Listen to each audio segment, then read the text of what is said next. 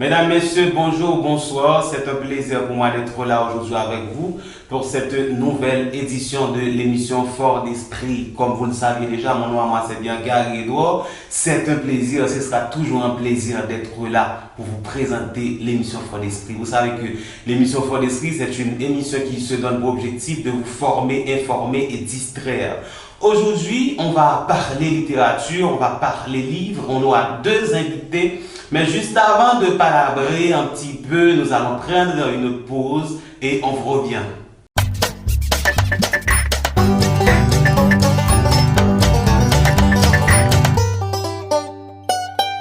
On a aujourd'hui avec nous François Nedje Jacques. On va parler littérature, on va parler écriture, on va parler livre, parce que c'est une personne qui s'engage dans cette question. Le livre, bien sûr, c'est une personne aussi qui est passée de présentation à Saint-Marc et en Haïti dans cette question qu'on appelle livre ou littérature. Bonsoir Nedje. Bonsoir Gary, bonsoir toute l'équipe. Ça fait vraiment plaisir d'être avec vous. Question de parler littérature, question de parler livre et aussi de partager les why de Vive Haïti Livre. Un plaisir Nedje, mais juste avant de pénétrer le sujet d'aujourd'hui, j'aimerais te poser cette question. Qu'est-ce qui t'a motivé à être aussi présent dans le domaine du livre en Haïti? Et mon cher Gary, mon histoire avec le livre, c'est tout un long parcours de cheminement, de laisser tomber, de laisser passer, de directives. Parce que depuis ma plus tendre enfance, j'avais l'habitude de lire, mais surtout de ne pas me contenter de mes lectures. Parce qu'il fallait trouver d'autres livres, il fallait lire d'autres auteurs, et ces livres-là, on ne les trouvait pas à Saint-Marc.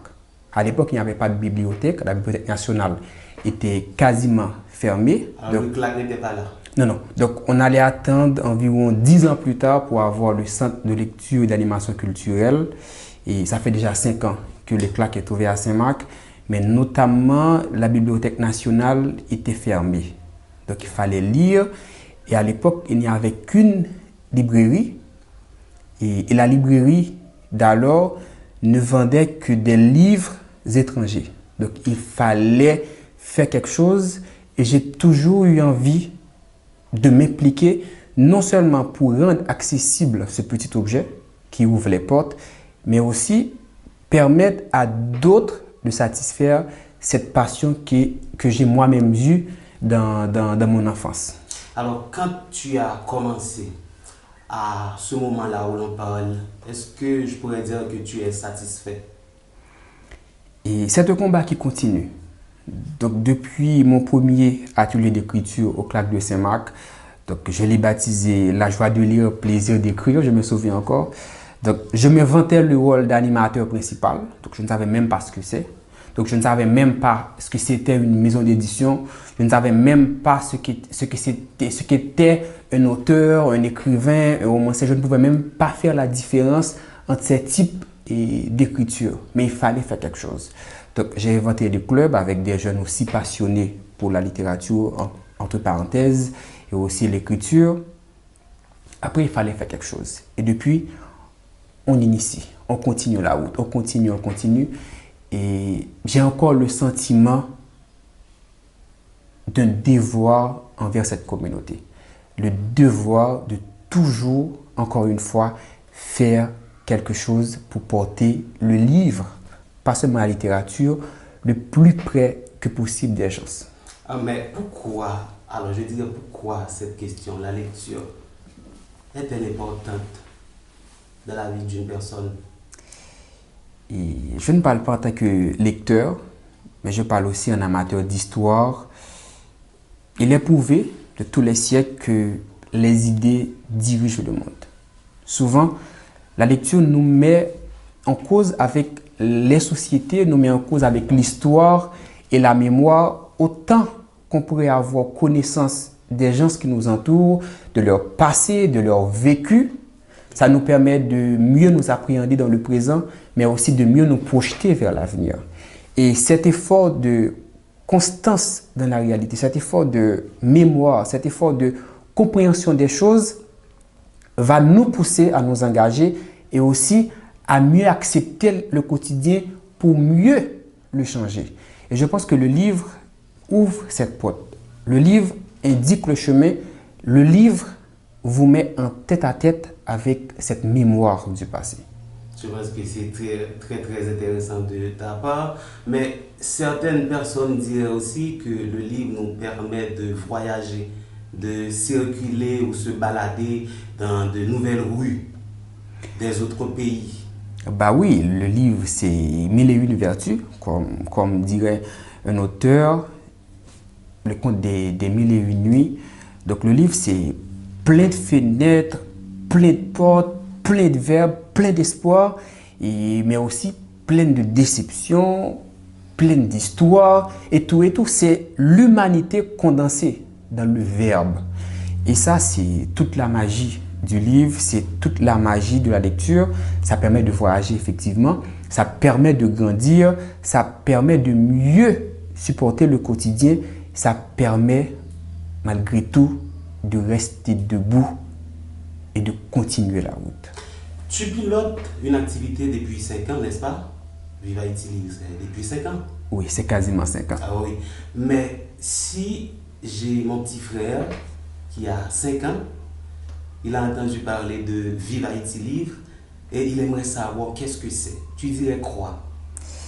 Et je dirais que le festival Viva Haïti Livre, c'est un espace rassembleur qui met le livre hors de ses endroits habituels, qui porte le livre vers un public qui peut-être ne le connaît pas encore, qui peut-être ne va toucher un livre pour la première fois de sa vie.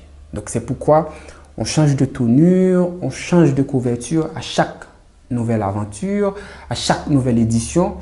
Et pour moi, c'est un festival rassembleur, un carrefour de rencontre entre les acteurs de la chaîne de l'industrie et de l'industrie du livre, les auteurs, les libraires, les éditeurs et aussi les illustrateurs, toute la chaîne qui se mobilise pour apporter l'objet, pour apporter toute la magie de ces pages vers un public qui peut-être sera dès demain de nouveaux lecteurs. Alors, on est sur la 5e édition du Festival Viva Haïti Livre, mais est-ce que tu es satisfait des éditions précédentes? Bah, je dirais oui, très. Pourquoi? Parce que c'est le Festival Viva Haïti Livre, c'est l'affaire de toute une équipe qui s'engage pour partager une même vision. De la première édition à cette 5e édition qui va se faire malgré malgré la COVID-19, c'est vraiment extraordinaire. De la première édition, avec une équipe de 12 bénévoles, nous avons pensé le festival. La deuxième édition avec une trentaine et aussi la troisième édition avec plus d'une quarantaine d'auteurs dans la ville de Saint-Marc, une cinquantaine de conférences, des causeries par-ci, par-là, et aussi gérer un tel événement durant 5 ans, et pour moi c'est déjà une victoire quand nous connaissons les infrastructures, quand nous connaissons les différences des autorités publiques par rapport à ces genres d'activités. Et aussi la réalité du pays en dehors qui sévit en Haïti. Donc pour nous, c'est une grande victoire. Et je suis très fier d'avoir initié une telle initiative. Et je suis très fier de voir que notre équipe continue encore ce combat de porter le livre le plus loin possible en Haïti. Oui, c'est vraiment intéressant de ta part, Nidji, mais vu la situation dans laquelle on vit en Haïti maintenant, les gens sont confinés, entre guillemets. Quelles sont les perspectives pour cette année, pour cette 5e édition? Et peut-être que ça va choquer un peu, mais c'est déjà une bonne chose. Donc ça, bah oui, ça va nous donner l'occasion de nous évader. Et la meilleure manière de le faire, c'est de lire un livre, parce que ça ouvre les portes. Et nous allions tout abandonner dans ce premier temps. Et il y a eu la consultation de Judson, qui est le directeur artistique du festival, et d'autres membres de l'équipe. Voilà. Mais non, donc oui, il y a la COVID-19, oui, il y a des morts dans le monde, oui, nous souffrons, mais aussi il y a l'espoir. Mais aussi, il y a demain, il y a l'avenir et nous avons la magie de l'Internet. Pas question qu'on s'arrête. Eh ben, mais on saute sur l'occasion. Et du coup, le festival s'est transformé pour devenir ce qu'il est aujourd'hui. Et c'est grâce à un travail d'équipe, à des gens qui ne s'avouent pas vaincus, qui restent debout malgré les difficultés, malgré les problèmes, malgré les manques, qui disent que nous avons une mission et quel que soit ça, quel que soit que ça va coûter, nous allons quand même poser une petite action dans ce grand brouhaha qu'est la vie. Oui. Et heureusement qu'ils ont choisi le livre. Alors, est-ce que tous les auteurs seront là? Ceux-là qui ont répondu à l'appel dès le préalable?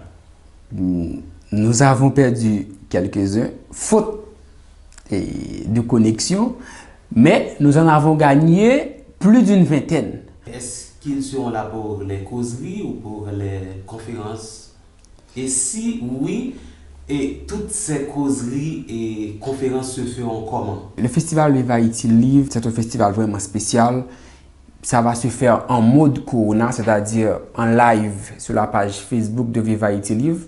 D'ailleurs, je vous invite tous à nous suivre, Facebook Viva Haïti Livre. Donc, c'est la page officielle du festival. Les lives se feront sur la page avec des écrivains de par le monde qui vont partager leur travail, qui vont partager leurs opinions vis-à-vis du livre, vis-à-vis de la littérature. La programmation complète sera disponible très bientôt. Donc, de telle heure à telle heure, qu'est-ce que nous aurons en termes de contenu numérique, que tout le monde, que vous soyez à la maison, au bureau. Bon, le mot c'est confiné, donc vous allez pouvoir partager ce moment de pure folie littéraire avec nous autres, les organisateurs du festival Viva Haïti Livre. Alors, à partir de quelle heure? Donc, nous avons retenu les mêmes dates, c'est du 24 au 26 avril, et ça va commencer notamment vers midi. Et puis, les lives? Bah oui, donc avec les auteurs en direct, vous allez pouvoir les poser des questions sur leurs œuvres, qu'est-ce qu'ils font en tant que personne, qu'est-ce qui les motive dans la vie, les connaître un peu plus. Et pour les livres, bon, d'habitude qu'on vend à rabais, c'est de 10 jusqu'à 50%. Donc, on va créer une plateforme et les gens vont pouvoir commander des livres avec des prix très rabattus. Oui, oui. Et puis là, ils vont pouvoir faire le shipping après, donc soit dans 1 ou 2 semaines. Donc, ils vont pouvoir recevoir leur colis. L'idée, c'est de révolutionner un peu. Peut-être que la COVID-19 est en train de nous apprendre une autre manière de faire les choses. Donc, c'est de profiter de cette nouvelle voilà, pour renforcer nos approches vis-à-vis des événements habituels. Donc, il est une nécessité aujourd'hui pour tous les opérateurs culturels de s'adapter avec les technologies d'information et de communication. Mais et si on parle des éditions, on en aura combien? Pour les éditions, c'est les mêmes. D'ailleurs, nous n'en disposons que très peu en Haïti. Donc, les éditions ont répondu présent, heureusement.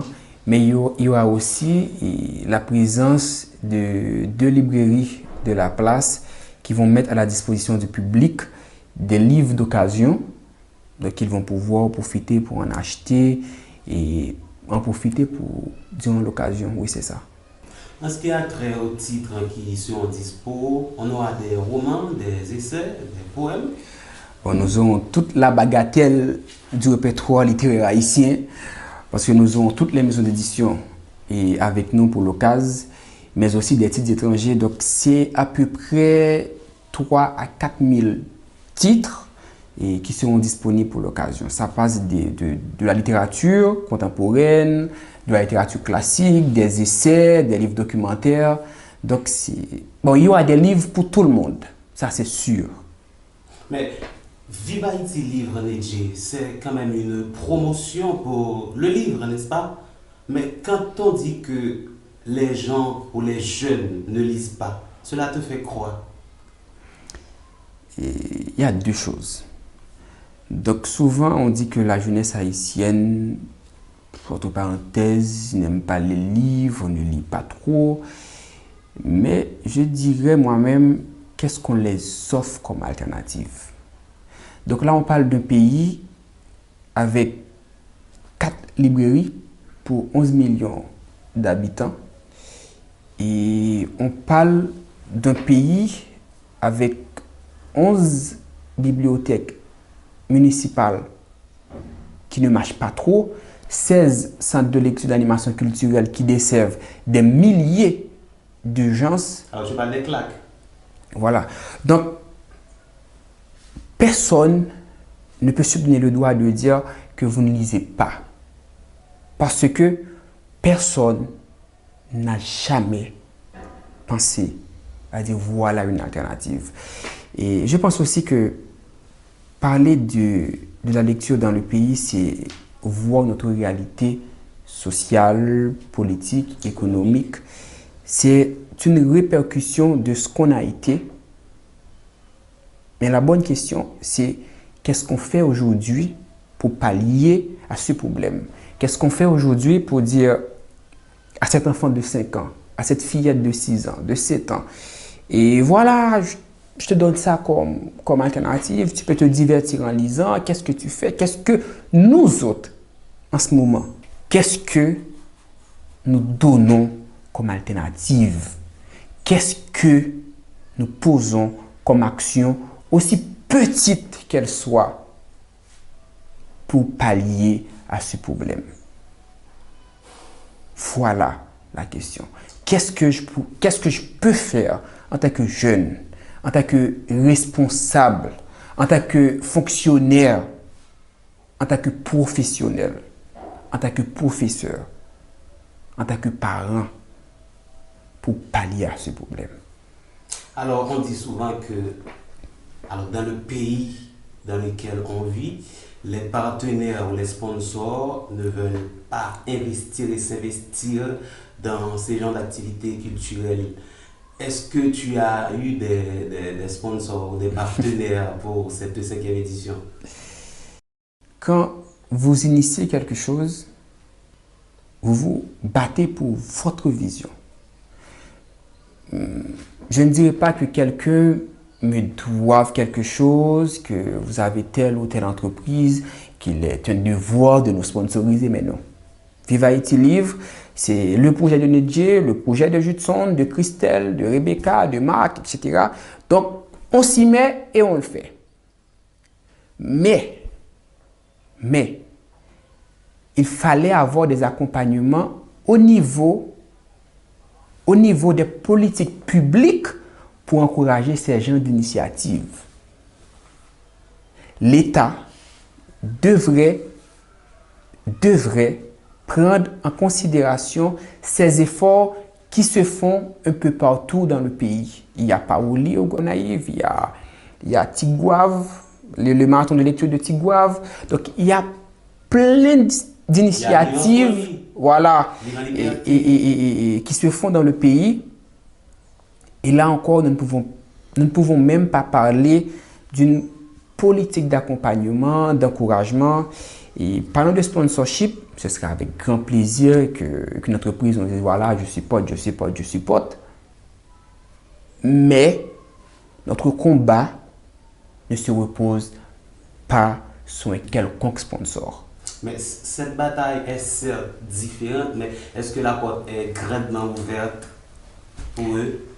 Bah oui, parce que le problème de l'accessibilité du livre, c'est pas seulement rendre le livre accessible, parce que là, on parle d'une industrie. Donc, si le livre est un bien culturel, il est aussi un bien commercial. Donc, oui, il y a les livres, mais est-ce que les gens peuvent les acheter?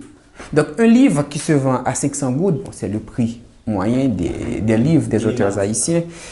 Donc, est-ce que moi-même, étudiant en première année d'université ou écolier, je vais pouvoir m'offrir un livre à 500 gouttes?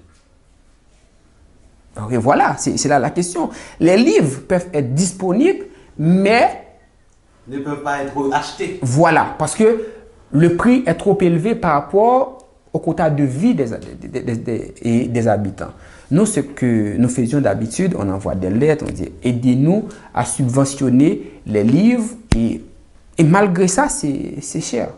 Parce que c'est un ensemble de contextes qu'il faut prendre en compte pour mieux cerner cette réalité. Les auteurs s'investissent. En France, actuellement, on parle de support, de toute une chaîne. Mais en Haïti, on ne peut même pas parler de la disponibilité des livres. Allez voir de la question de l'écriture comme métier de vie. Voilà la réalité d'aujourd'hui. Donc, oui, on rend accessible les livres. Oui, on crée le carrefour de rencontre. Mais qu'en est-il de la capacité des gens pour acheter ces livres? Là, on parle des achats de 400 gouttes, de 500 gouttes, 600, 1000, 2000, 2500 gouttes. Donc, c'est toute une réalité sociale, économique qu'il faut prendre en compte. Et là, il est une nécessité. L'urgence se pose pour qu'il y ait une véritable politique publique en matière de lecture et d'accompagnement du secteur au niveau de l'État. Oui, Nedji, on parle de livres, on parle de festival littéraire, mais est-ce que Vive Haïti Livre est l'unique festival annuel qui se réalise à Saint-Marc? Et jusqu'à date, oui, mais j'espère qu'il y en aura d'autres bientôt. Donc, si on pourrait avoir 2, 3, 4, 5, 6 festivals de livres et à Saint-Marc, ce serait vraiment intéressant. Mais pour la question de confinement, donc on est confiné.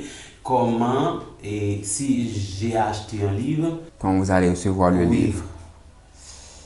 Bon, pour le livre, on va créer une plateforme. Donc, il y aura les livres des auteurs disponibles, 3000 titres. Vous ferez votre choix. Donc, vous remplissez votre panier. Une fois la commande effectuée, il y aura notre équipe de vente qui va entrer en contact avec la personne qui a commandé ces livres.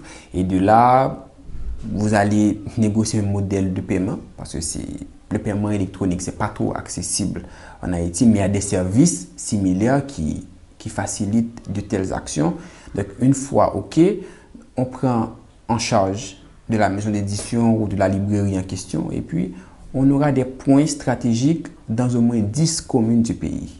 C'est-à-dire les livres seront livrés. Voilà, oui.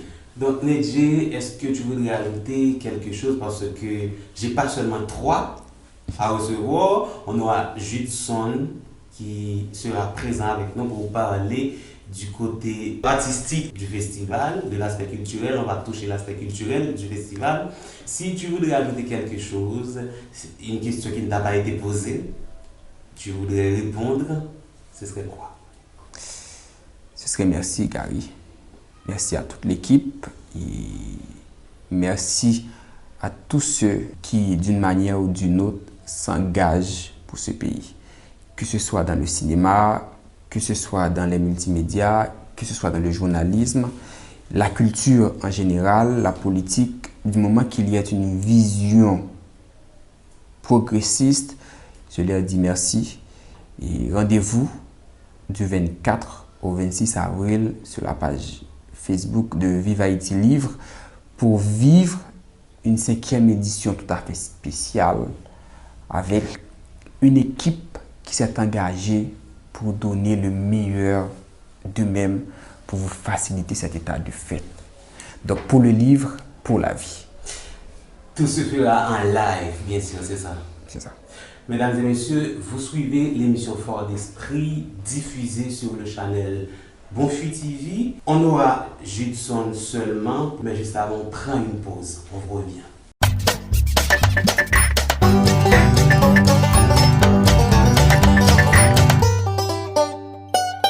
De retour après la pause, on va recevoir le directeur artistique de la 5e édition du festival Vive Haïti Libre.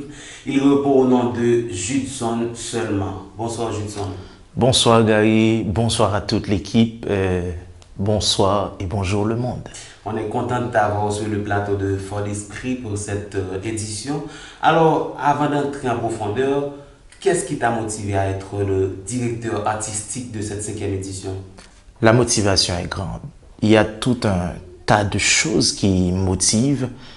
Et lorsque Nedji m'a invité sur ce projet, et je me dis rapidement, il n'y a pas moyen de refuser une telle proposition.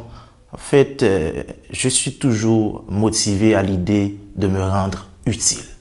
Mais cette année, qu'est-ce que nous aurons en termes d'activité? Nous aurons beaucoup de choses, en fait, des spectacles, du théâtre. Les artistes sont de Saint-Marc et on aura pas mal de, je dirais, performances en live sur la page de Vive Haïti Libre. Vive Haïti Libre et d'autres pages partenaires. Qu'est-ce que tu pourrais dire en surplus? Parler un peu de nos spectacles, des spectacles de lecture scénique sur du tambour, bien entendu, et puis des récitals et prototypes. En fait, il est possible que Prototype soit là, compagnie théâtre Prototype avec en fait, les comédiens de la ville. Et puis, c'est tout, je pense.